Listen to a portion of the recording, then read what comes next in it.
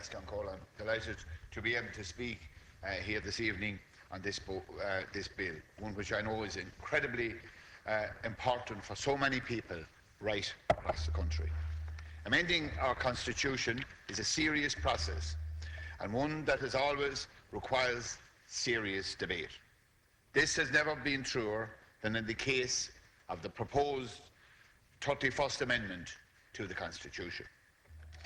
The aim of this amendment is clear: to enshrine children's right into our Constitution for the first time, a document that dictates how our government operates and what our country stands for. This is not an amendment that was drawn up overnight. This is a result of years of formal deliberation and almost 12 years of public and private debate. Can I compliment our Minister Francis Fitzgerald for getting or agreeing a wording that is acceptable to everybody in this House.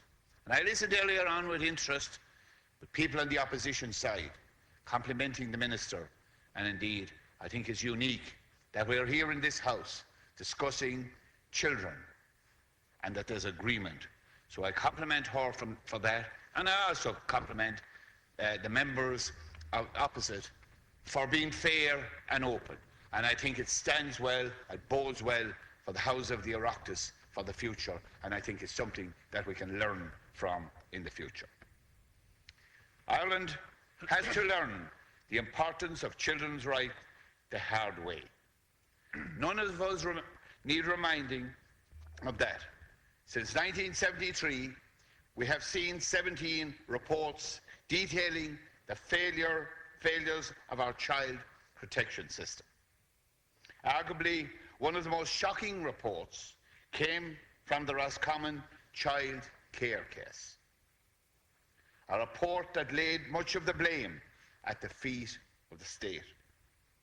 A report that detailed how it took the Health Board 8 years to react appropriately to a horrific level of child abuse. We all sat in amazement as we watched the details of that case unfold. While most of us in this chamber are in broad agreement on the need for these rights to be enshrined in our Constitution, some outside do not see things that way. Some opponents say the referendum is not necessary, that legislation alone would be enough. I disagree. It's 2 minutes remain. While it was never the intention of our founders, our Constitution as it currently stands is vague on this issue. It can often be manipulated and interpreted as a document that places a higher value on the rights of parents rather than those of the children. This fact has allowed, in some cases, for the unnecessary continuation of abuses. There are so many examples of time when the state could have intervened, but didn't, simply because they felt vulnerable from a legal standpoint. Not anymore, I contend. The 31st Amendment would put the rights of the child front and centre in our legal system.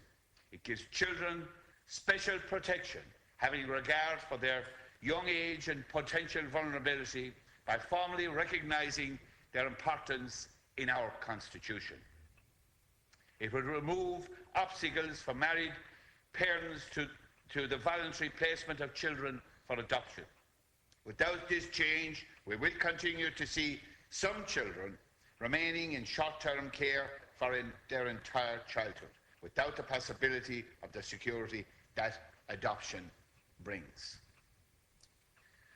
It will end the current practice of treating children differently based on their parents' marital status.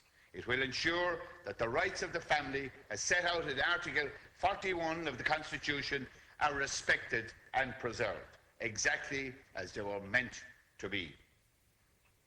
More importantly, through our constitutional expresses, although our Constitution expresses our priority as a country, It shares all our discussions in this House and provides certainty as to what we stand for.